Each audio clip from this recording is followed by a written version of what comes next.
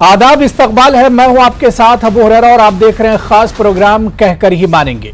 हिंदुस्तानी रुपये ने अपनी कद्र खो दी और अमरीकी डॉलर के मुकाबले इसकी कद्र 77 रुपये 59 पैसे है, जो तारीख की बदतरीन गिरावट कही जा रही है। समंदर पार मार्केट में हिंदुस्तानी करेंसी को अमरीकी करेंसी की ताकत पर तोला जाता है। खाम तेल की कीमतें बढ़ती जा रही हैं। ताहाल बैरूनी इदारों ने मकामी हसस और डेप्ट मार्केट से तकरीबन 19 बिलियन अमरीकी डॉलर्स निकाल लिए। मुस्तकबिल करीब में रुपये की कद्र एक अमरीकी डॉलर के मुकाबले 78 रुपये हो जाएगी। ताहम तवक्को है कि रिजर्व बैंक ऑफ इंडिया इसमें मुदाखलत करेगा। लेकिन सवाल यह उठता है कि डॉलर के मुकाबले रुपये की गिरती कद्र से हम आखिर क्या समझ रहे हैं। इससे सरकार, मुल्क की मईशत और एक आम आदमी की जेब पर आखिर क्या कुछ असरात होंगे, आज इसी को हम समझने की कोशिश करेंगे। बहुत खास मेहमान मेरे साथ जुड़े हुए हैं। बहुत जल्दी अपने मेहमानों का आपसे तारुफ करा देता हूं। मेरे साथ आफाक हुसैन साहब, जो कि इकोनॉमिस्ट हैं, माहिर माशियात हैं, डिबेट का हिस्सा हैं। उचित शर्मा जी हैं, सीनियर जर्नलिस्ट हैं आप। मेरे साथ श्वेता पाठक जी हैं, जो कि बीजेपी लीडर हैं। और मेरे साथ एक और खास मेहमान स्वाति मलिक जी, स्पोक्स पर्सन है कांग्रेस की। सभी मेहमानों का बहुत इस्तकबाल है न्यूज 18 उर्दू में।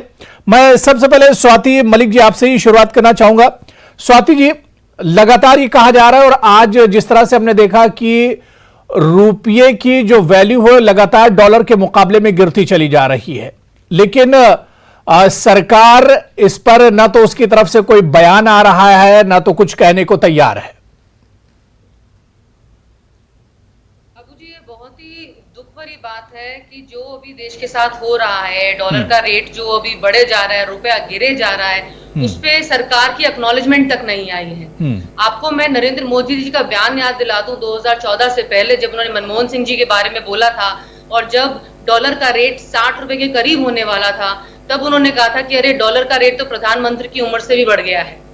आज के दिन आप 2014 से लेके अभी 8 साल में आप देखिए, 60 से अभी आपने खुद बोला 78 होने वाला है, कल परसों में ही, बल्कि आपने बोला हो जाएगा, बहुत जल्दी हो जाएगा।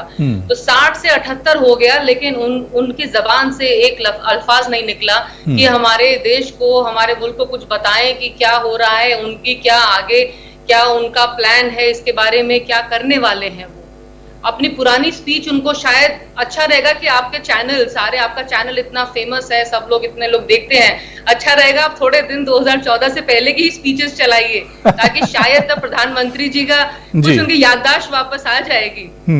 आज के दिन भी आप देखिए, आप कुछ भी आप कंपैरिजन कर लीजिए। मैं आपको कुछ 2-3 एग्जांपल दे देती हूँ। सिलेंडर जो है 2014 में 410 का था, आज 1000 रुपए का है। पेट्रोल 71 का था, आज 105 पे है। डीजल 56 रुपए का था, आज 97 का हो गया है। आप कुछ भी इसमें उठा के देख लीजिए, हर जगह इन्फ्लेशन है। आप भारत का जो कर्ज है, जो 2014 में था 55 लाख करोड़ का कर्ज था हिंदुस्तान पे 2014 में, आज उसको देखेंगे 135 लाख करोड़ वो हो गया है।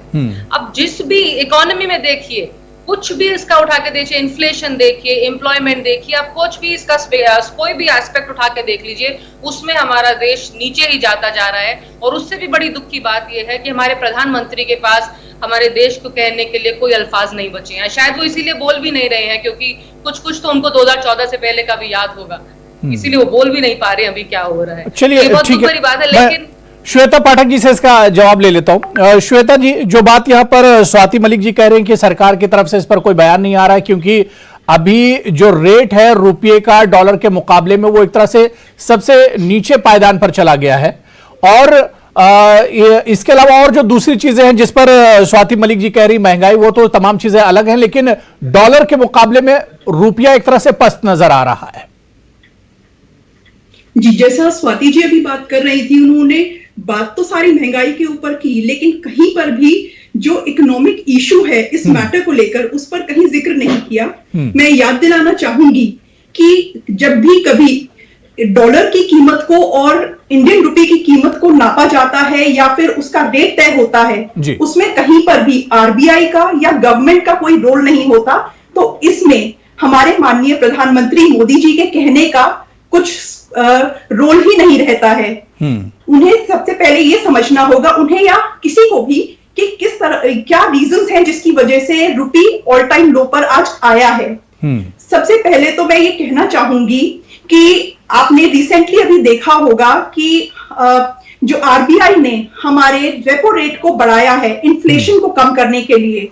आई एग्री, इन्फ्लेशन इस समय बहुत ज्यादा है, लेकिन इन्फ्लेशन सप्लाई में बहुत ज्यादा मिसमैच है और उसके लिए कहीं ना कहीं कुछ हम भी जिम्मेदार हैं और कुछ पॉलिसीज का भी आई एग्री रोल होता है जी। एक टाइम था 2011 में जिस समय हमारा रेपो रेट 8% था और अभी कुछ दिन पहले तक 4% था रिसेंटली, जिससे अभी सिर्फ 0.4% बढ़ाया गया है। हमारी प्रायोरिटी कभी भी ये नहीं रहती कि जो है हमें कुछ ग्रोथ को नहीं देखना। हमारी फर्स्ट ऑफ ऑल प्रायोरिटी ये है कि पहले लाइफ को बचाया जाए, सेकंड प्रायोरिटी हमारी ये है कि ग्रोथ को आगे बढ़ाया जाए। अब एक छोटा सा एग्जांपल मैं लेना चाहूंगी कि सिर्फ एक 0.4% के चेंज से हमारी स्टॉक मार्केट में 7% का डाउनवर्ड ट्रेंड आया है।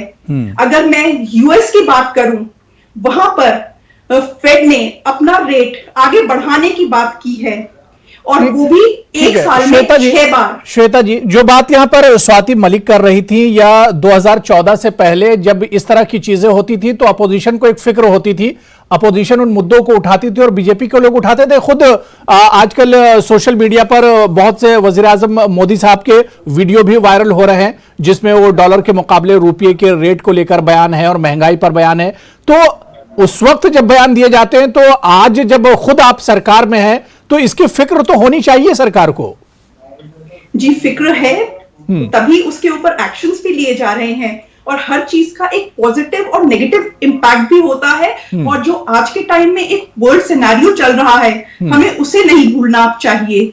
सबसे पहली अगर मैं बात करूं कि क्या वजह है जिसकी वजह से यूएस का जो डॉलर का रेट इतना बढ़ रहा है, सबसे बड़ा रीजन है इस समय क्रूड ऑयल का रेट। अगर एक साल में हम देखें तो इंडिया की बात नहीं करूंगी, ऑल ओवर वर्ल्ड 40% रेट बढ़ा है क्रूड ऑयल का और ओपेक कंट्रीज उसकी सप्लाई बढ़ा नहीं रही। जब सप्लाई नहीं बढ़ेगी और यूक्रेन और रशिया की वॉर की वजह से भी प्राइसेस क्रूड ऑयल के बढ़ रहे हैं, तो इंडिया के जो फॉरेक्स रिजर्व है उससे यूएस डॉलर्स जा रहा है, क्योंकि हमारा 83% डिपेंडेंसी क्रूड ऑयल के लिए इंपोर्ट्स पर है। बिल्कुल। मैं आफाक हुसैन साहब आपके पास आना चाहूंगा और मैं तफसील से इसे समझना चाहता हूं कि आखिर इसका मतलब क्या निकाला जाए कि रुपया जो है उसकी कद्र जो है वो लुढ़क रही है और डॉलर मजबूत हो रहा है। तो इससे फर्क किस पर पड़ेगा, सरकार पर, हमारी इकोनॉमी पर, या फिर एक आम आदमी पर इसका क्या कुछ असर होता है? बहुत बहुत शुक्रिया मुझे बुलाने का इस शो पे। देखिए, जो हम कह रहे हैं कि डॉलर का रेट बढ़ रहा है या रुपए कमजोर हो रहा है, इसका इम्पैक्ट तो इकोनॉमी पे आता ही आता है। मैं आपको एक एग्जांपल देता हूँ। जो भी चीज हम इंपोर्ट कर रहे हैं, हम कोई भी चीज इंपोर्ट करते हैं तो उसकी पेमेंट डॉलर में जाती है। तो जब हम अपने इंपोर्ट्स की पेमेंट कर रहे हैं तो उसमें ज्यादा हमारी तरफ से यहां से जा रहा है बिकॉज रुपए कमजोर हो रहा है। सो उसमें हमारे इंपोर्ट्स और महंगे हो रहे हैं। तो इन वेरी बहुत ही आम लैंग्वेज में हम उसको बोल सकते हैं कि हमारे इंपोर्ट्स महंगे हो रहे हैं। एंड हमारे इंपोर्ट्स में सबसे ज्यादा क्या आ रहा है? ऑयल के इंपोर्ट्स हैं, गोल्ड के इंपोर्ट्स हैं और हमारे फर्टिलाइजर्स के भी इंपोर्ट्स हैं। एंड फर्टिलाइजर्स का आप अगर देखें, हमारे फर्टिलाइजर सब्सिडी जाती है बहुत ज्यादा। सो उससे गवर्नमेंट पे और भी ज्यादा इम्पैक्ट बढ़ रहा है क्योंकि हम फर्टिलाइजर्स में काफी चीजें इंपोर्ट हो रही है। तो जब हमारे इंपोर्ट्स एक्सपेंसिव हो रहे हैं तो उस वजह से जाहिर सी बात है हमारी वो सब्सिडी जो फर्टिलाइजर्स में जा रही है वो भी एक्सपेंसिव आ रही है। तो गवर्नमेंट के बजट पे इम्पैक्ट पड़ता है उससे। सो जब तेल महंगा हुआ, जब मेरे इंपोर्ट्स महंगे हुए, तो जो भी मैं मूवमेंट कर रहा हूँ, गुड्स जो मूव हो रहे हैं, चाहे गुड्स मूव हो रहे हैं या इंसान मूव हो रहे हैं, लॉजिस्टिक्स हो रहा है, वो सब भी महंगा हो रहा है, जिसकी वजह से इन्फ्लेशन भी बढ़ेगी। अगर टमाटर महाराष्ट्र से दिल्ली आ रहा है, पहले 10 रुपए में आता था, आज 12 रुपए में आया क्योंकि मेरी तेल महंगा हुआ है। उससे ये जो आम चीजें जो हैं, जो आम इंसान के लिए जो चीजें मैटर करती हैं, सब्जी वगैरह बाकी चीजें जो हम ग्रोसरी आइटम्स करें, वो सब भी महंगे हो जाए क्योंकि उनकी लॉजिस्टिक्स मूवमेंट महंगी हो रही है। तो उससे ओवरऑल इम्पैक्ट तो आम आदमी पे यही होगा कि इन्फ्लेशन और बढ़ने वाली है। देखिए ये बाकी चीजें पॉलिटिक्स एक अपनी जगह पे है, ये एक ग्लोबल सिनेरियो है एट द मोमेंट, जिसकी वजह से बहुत चीजें बदल रही हैं, जिसकी वजह से काफी इंपैक्ट आ रहा है, हर कंट्री की इकोनॉमी पे इंपैक्ट आ रहा है, चाहे वो स्टॉक मार्केट्स हो, यूएस के, इंडिया के, हर जगह इंपैक्ट हो रहा है अभी, जिसकी वजह से बहुत ज्यादा नुकसान हो रहा है आम आदमी के ऊपर, पर्टिकुलरली इन्फ्लेशन के थ्रू। अब महंगाई अगर इसी तरह के हालात रहे तो महंगाई बढ़ेंगे। और आज ही देखिए, अभी कुछ देर पहले जो खबर आई है कि महंगाई की जो दरें हैं उसमें काफी उछाल हुआ है, ये अब से कुछ देर पहले की खबर है। बिल्कुल। मैं जी उचित शर्मा जी, सर मैं आपके पास आना चाहूंगा। कहते ना कि बाप बड़ा ना भैया, सबसे बड़ा रुपया। सर यहां पर रुपये बड़े होने की बात होती है, लेकिन यहां पर हम देख रहे हैं कि हमारा जो रुपया है लगातार कमजोर होता चला जा रहा है, लेकिन सरकार की तरफ से इस पर कोई बयान नहीं आता है।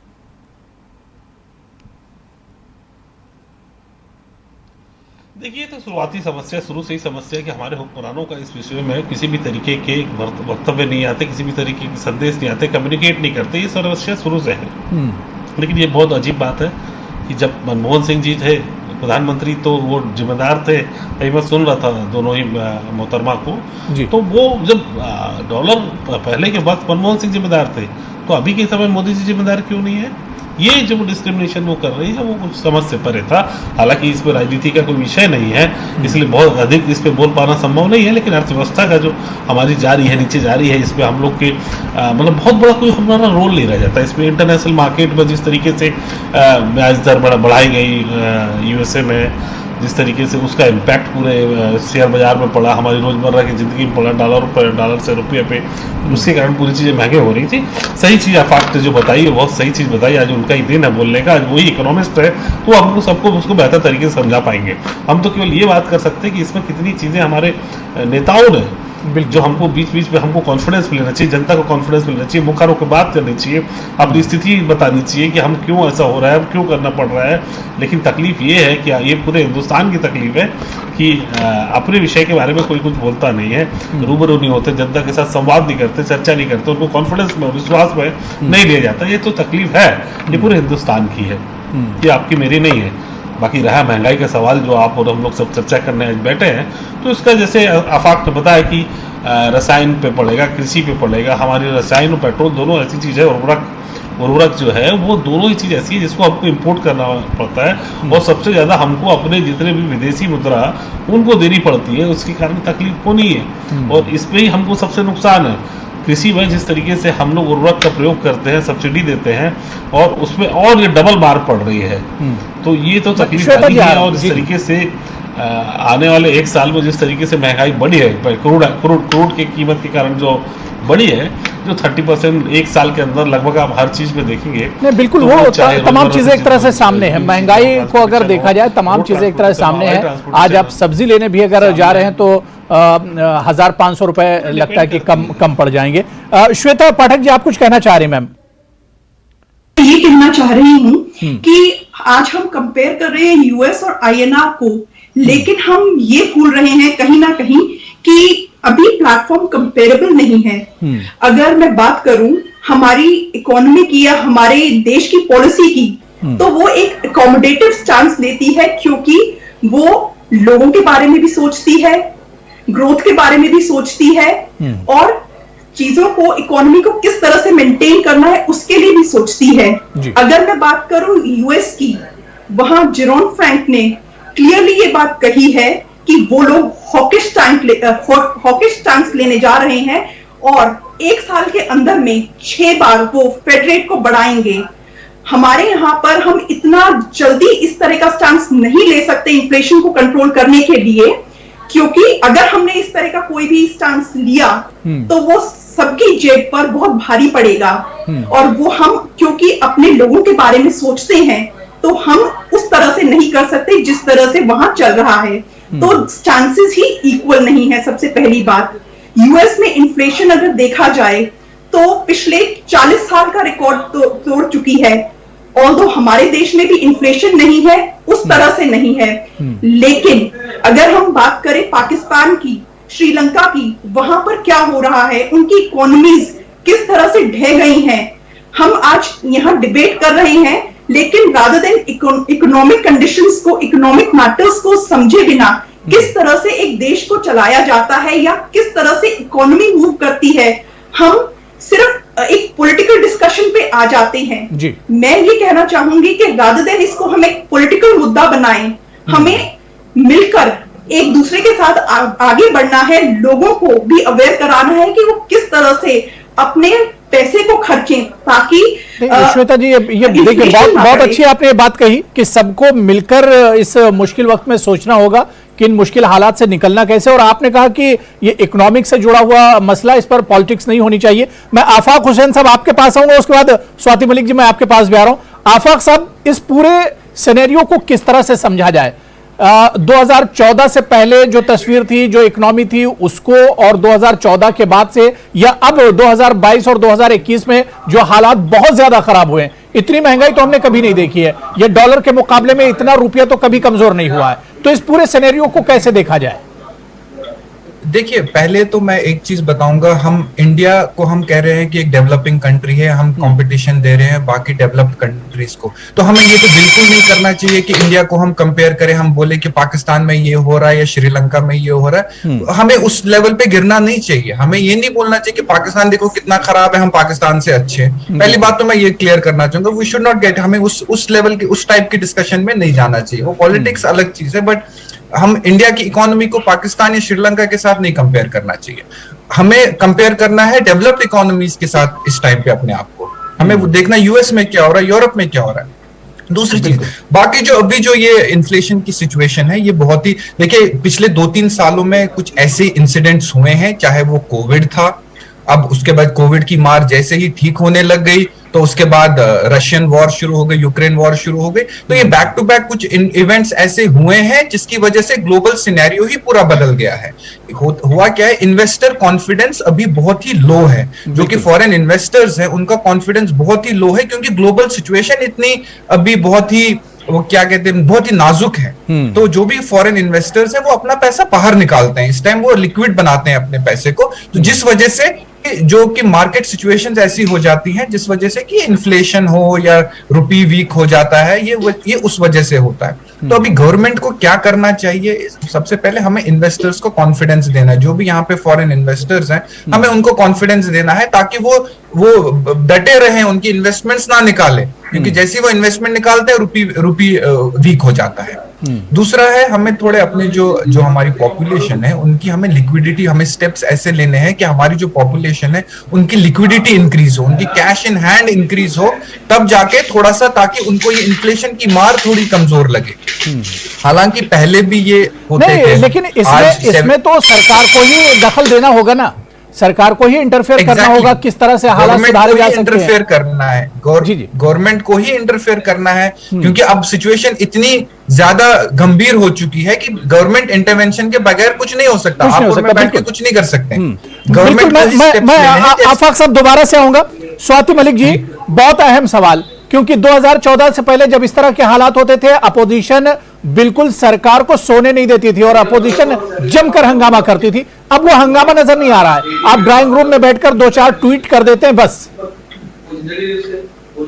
ऐसा बोलना मेरे ख्याल से थोड़ा सा अनफेयर होगा कि अब वो इतना आउटडोर नहीं हो रहा है। कोविड की वजह से भी ये सारी जितनी बाहर की एक्टिविटीज होती तो वैसे ही कम हुई है। लेकिन मैं आपको एक बात बता दूं, आपको फर्क बता दूं, जब हम 2014 से पहले की ऑपोजिशन का और इस ऑपोजिशन का, जो 2014 से पहले की ऑपोजिशन थी वो बहुत बड़े बड़े भाषण देती थी, वो शायद इतने अच्छे ओरेटर हैं कि उसी वजह से वो प्रधानमंत्री भी आज के दिन हमारे बन गए हैं।